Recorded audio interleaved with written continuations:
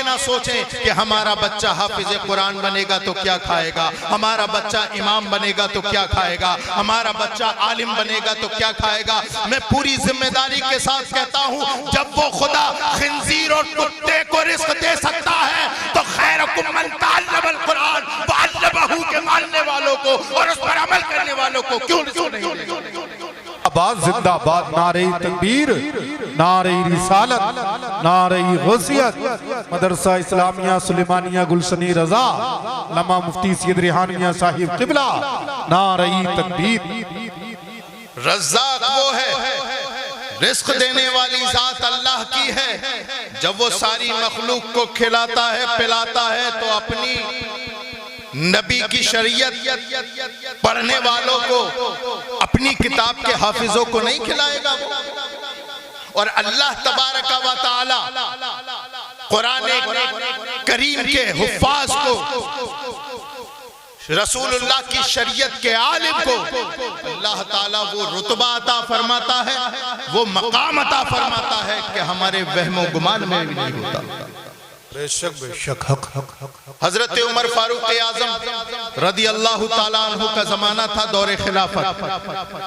حضرت عمر فاروق اعظم کی اپنی عادت تھی کہ وہ مدینہ شریف میں نہیں رہتے تھے، بلکہ اپنے دور خلافت میں جگہ جگہ آپ سفر کیا کرتے تھے کہ میں نے جہاں جہاں گورنروں کو متعین کیا ہے کیا وہ صحیح سے کام کر رہے ہیں کہ نہیں کر رہے ہیں۔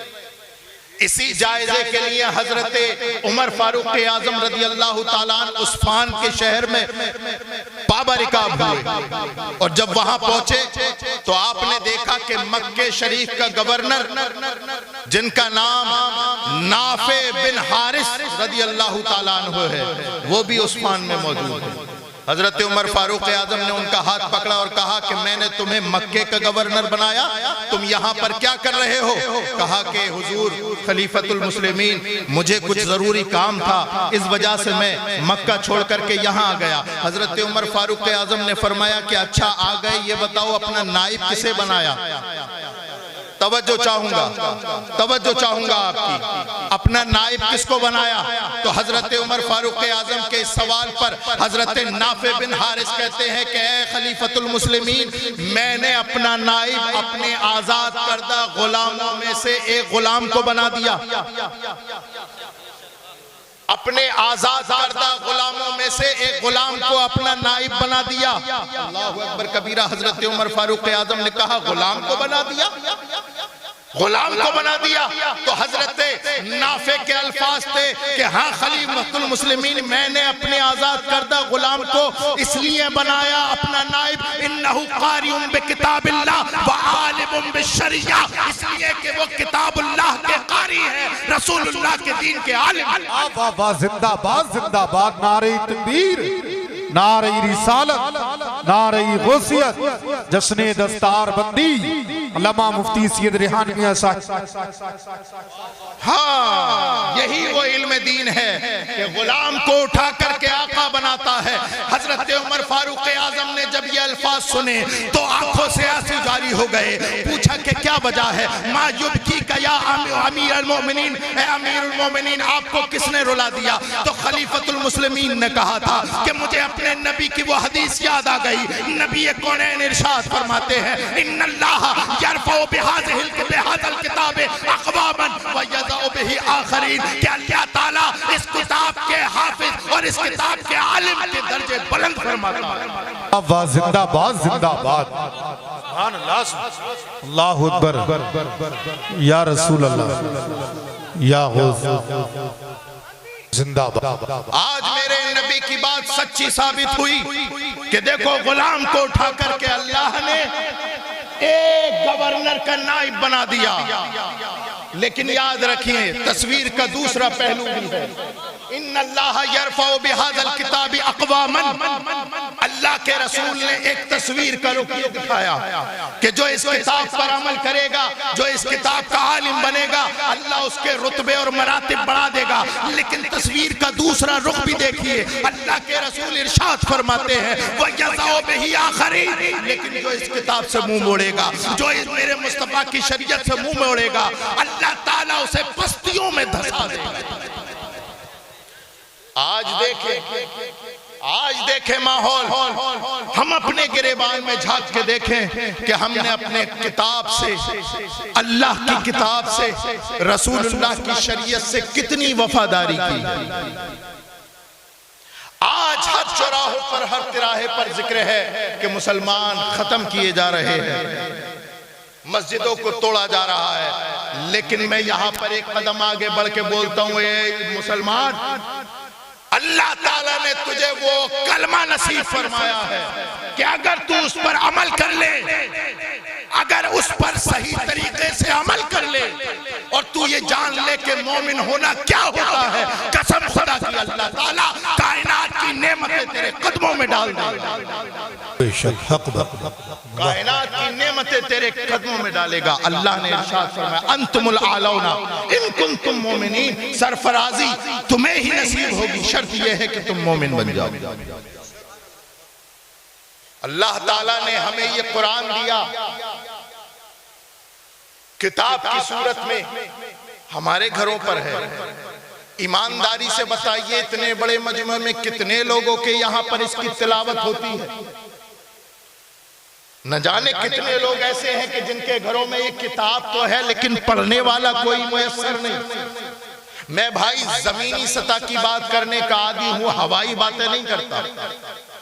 میں نے خود دیکھا ہے کہ جزدان قرآن پاک کا تو بڑا خوبصورت سیا اور اس کو رکھ دیا، اور الماری میں جس دن سے رکھا تو اللہ معاف فرمائے العیاذ باللہ 4 2 انچی گرد جمع ہو گئی، لیکن کھولنے والا اس گھر میں کوئی میسر نہیں۔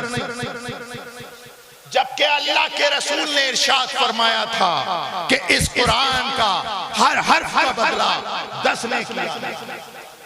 اللہ تعالیٰ کا یہ مقدس کلام ہمارے گھروں میں منتظر ہے کہ میرا مجھ پر ایمان لانے والا کوئی ہو تو جو پڑھے۔ لیکن ہمارے یہاں پر اللہ اکبر کبیرہ معاملات کیا ہے؟ میں بار بار کہتا ہوں، تقریروں میں کہتا ہوں، بار بار کہتا ہوں، قرآن پاک کو پڑھنے کا ہمارے یہاں پر کوئی ماحول نہیں۔ اخبار پڑھنے کا ماحول خوب ہے، ناول پڑھنے کا ماحول خوب ہے، فیس بک پر اگر کوئی چٹکلا آ جائے لکھا ہوا ہو یا ویڈیو کی صورت میں ہو، پڑھنے کا ماحول ہے۔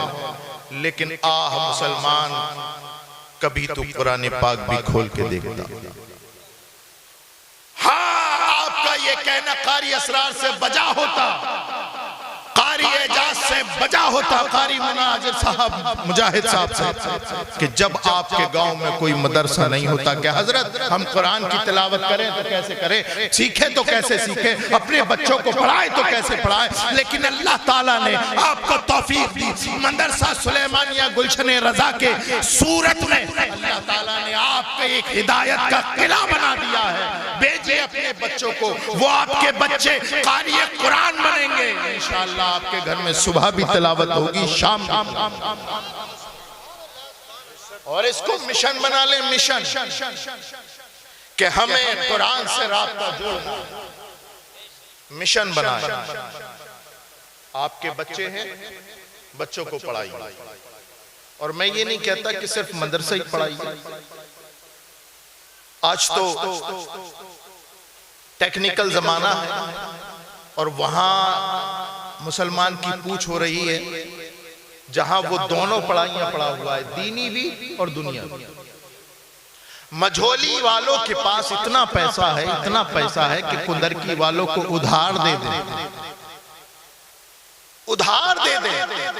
لیکن اگر ایک ایک گھر سے شروع کیا جائے، یہیں سے شروع کیا جائے کہ کتنے گاؤں میں ایسے ہیں جن کے بچے عالم دین ہیں اور کتنے ایسے ہیں جن کے بچے ڈاکٹر انجینئر ہیں، تو ایمانداری سے بتائیے کیا میں صحیح بول رہا ہوں کہ 0.1% بھی نہیں؟ لیکن اگر پوچھا جائے کہ بھئی ایسا کیوں ہے مدھولی والے اپنے بچوں کو MBBS نہیں بنا رہے، ایسا کیا ہے کہ مجولی والے اپنے بچوں کو آئی پی ایس نہیں بنا رہے، عالم دین نہیں بنا رہے؟ تو کہیں نہ کہیں ہو سکتا ہے یہ آواز آئے پیسہ نہیں. اور یہ انسان وہ کہہ رہا ہے جس کے پاس 50,000 روپے کا موبائل ہے کہ پیسہ نہیں ہے. 50,000 روپے کا موبائل، اور پھر اگر ان کی مالداری دیکھی جائے تو شادی، کروڑوں روپے کے اخراجات، لیکن بچے انگوٹھا چھاپ. لاکھ روپے کا موبائل دے دیا اپنے بچے کو، لیکن بچہ انگوٹھا چھاپ. برا مت مانیے گا، میں آئینہ ہوں، دکھاؤں گا داغ چہرے کے، جسے برا لگے وہ سامنے سے ہٹ جائے. وقت کی ضرورت ہے. دنیا ہم پہ ہنس رہی ہے کہ مسلمانوں سے بڑی جاہل قوم کوئی ہے نہیں. ہمیں اس بات ہے کہ قلم کو مٹانا ہے اور اپنے اخراجات کم کر کے اپنے بچوں کو پڑھانا. یاد رکھیے ایک وقت وہ آنے والا ہے کہ آپ کے بیٹے، آپ کے پوتے آپ کو اچھے نام سے یاد نہیں کریں گے اگر آپ نے جاہل چھوڑ دیا. یہ ان قریب آنے والا ہے، یہ وقت آنے والا ہے. آپ اپنے بچوں کو پڑھائیے. اگر آپ فاقہ کرتے ہیں تو اور اچھا ہے، فاقہ کریے لیکن بچوں کو پڑھائیے، عالم دین بنائیے. یہاں پر بیٹھے ہوئے سب لوگ ہیں، جانتے ہیں. اگر ان سے پوچھا جائے کہ آپ کے والد اس دنیا سے گئے تھے تو کیا وصیت کر کے گئے؟ آپ کے دادا اس دنیا سے گئے تھے تو کیا وصیت کر کے گئے؟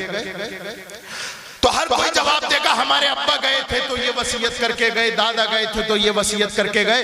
اے مجھولی کے غیور مسلمان، ذرا ایک مرتبہ قاری اسرار صاحب سے، قاری اعجاز صاحب سے، کسی عالم سے پوچھ جب ہمارے نبی اس دنیا سے گئے تو ہمارے لیے کیا وصیت کر کے گئے؟ تو اللہ اکبر کبیرہ یہ علماء بتائیں گے کہ میرا نبی اپنی امت کو وصیت کر کے گیا. اے میرے امتی سن، اغدو عالماً او متعلماً او محب اللہ. اے میرے امتی اگر تو کچھ بننا چاہے تو میری شریعت کا عالم بننا، میری شریعت کا عالم بننا. بھائی او چائے والو، میں چاہ سے سنا رہا ہوں، تم چائے سے سن رہے ہو. یہ چائے والوں نے، قاری مجاہد چپ جاؤ، یہ چائے والوں نے ماحول خراب کر رکھا.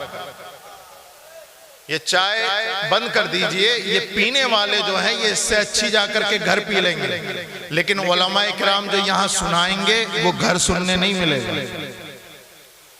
چائے تو دودھ میں پتی لگا کر کے پی لیں گے، ہے نا؟ سنیے، ماحول تیار کیجئے، ماحول بنائیے. یہ جلسوں کو رسم و رواج مت بناؤ. آج مسلمان اہل سنت کا کروڑوں روپیہ صرف جلسوں پر خرچ ہو رہا ہے، کروڑوں اربوں. اور میں بہار میں، بنگال میں، اڑیسہ میں، راجستھان میں، ایم پی میں جاتا ہوں، میں دیکھتا ہوں ایک ایک جلسے پہ کئی لاکھ روپے خرچ ہوتے ہیں. اتنا جلسہ اور اس کے اوپر اتنا پیسہ خرچ ہو رہا ہے، لیکن ہماری قوم وہیں کی وہیں ہے. جاڑے ہوئے چادر اوڑھ کے آ گئے، چائے مل گئی، پی کے نکل گئے. علماء سے کیا سیکھا؟ عالم نے کیا بتایا؟ ہماری زندگی میں کیا خرابی ہے؟ ہم نے کیا سیکھنا ہے؟ اس سے ہمیں کوئی سروکار نہیں. آپ اپنا وقت دے رہے ہیں تو آپ یہ دیکھیے کہ ہمیں کیا معلوم نہیں ہے اور کیا معلوم کرنا چاہتے ہیں. آج وقت کی ضرورت ہے کہ جلسوں کو کامیاب بناؤ. یہاں پر اگر کوئی بے نمازی آیا ہے تو وہ نمازی بن کر آپ کا جلسہ کامیاب. اگر کوئی شرابی آیا ہے تو توبہ کر کے اٹھے شراب سے آپ کا جلسہ کامیاب. شک بے شک حق بات. اگر کوئی زنا کے اڈوں پر جانے والا ہے، اللہ اکبر کبیرہ، تو وہ توبہ کر کے اٹھے آپ کا جلسہ کامیاب. اگر کوئی سود کا کاروباری آیا ہے تو جلسہ سنے، سود سے توبہ کرے، آپ کا جلسہ کامیاب. یہ مزاج لیجئے، ورنہ یاد رکھیے جلسے ایسے نہیں ہر سال ہوتے رہیں گے۔ آپ کو پین اور کاپی لے کر کے اپنا محاسبہ کرنا ہے کہ ہم کدھر جا رہے ہیں۔ ہم نے نہ اپنے بچوں کو دینی تعلیم دی کہ doctor M B B S بنے، نہ ہم نے اپنے بچوں کو عالم دین بنایا کہ اللہ اکبر کبیرہ کے شریعت کا عالم بنے۔ تو مجھولی والوں کبھی اپنے آپ سے پوچھنا، یہاں سے جاؤ تو اپنے آپ سے پوچھنا کہ ہم نے کیا کیا دنیا میں، کیا کرنے کے لیے آئے۔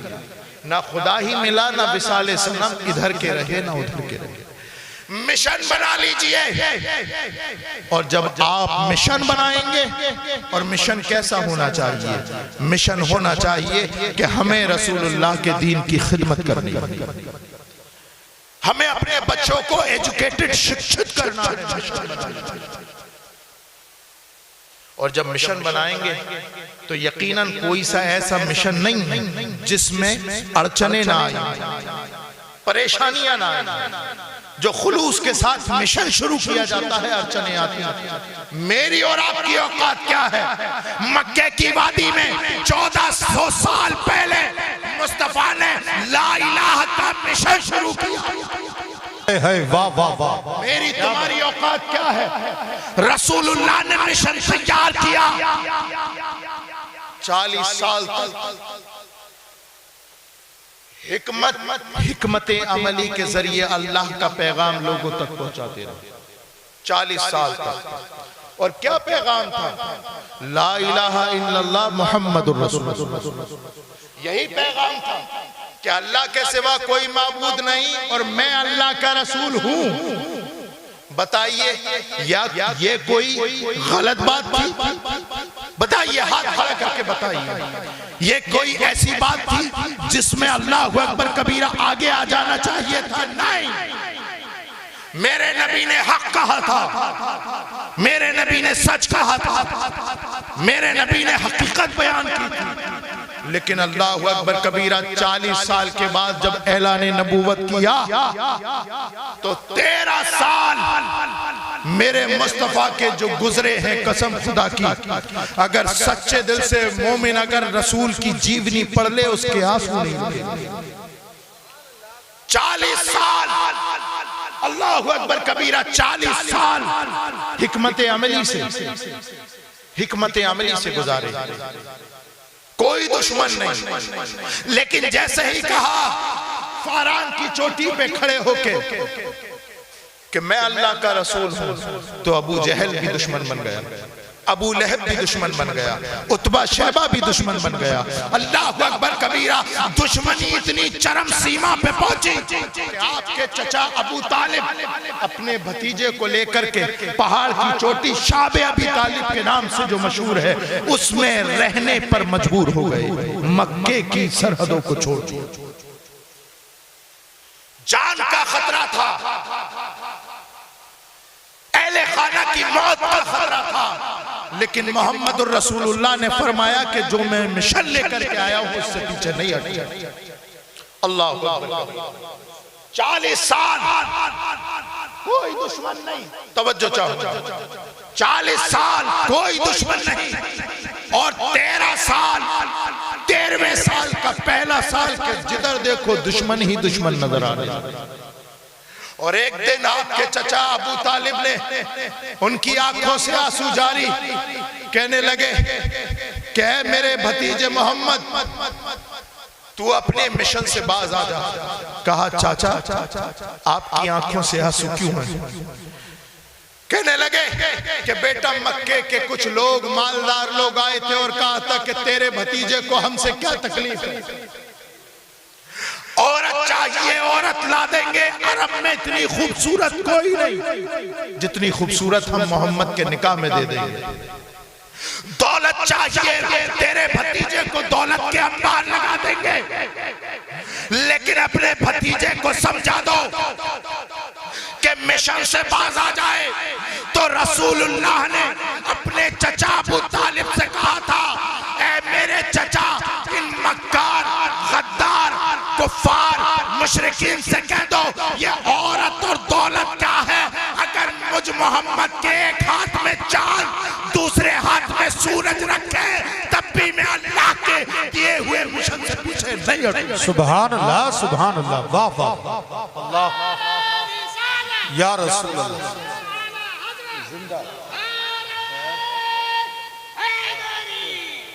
یا یہی وہ مشن ہے 13 سال کا جو تمہارے نبی نے تمہاری خوشحالی کے لیے کانٹوں پر بتایا.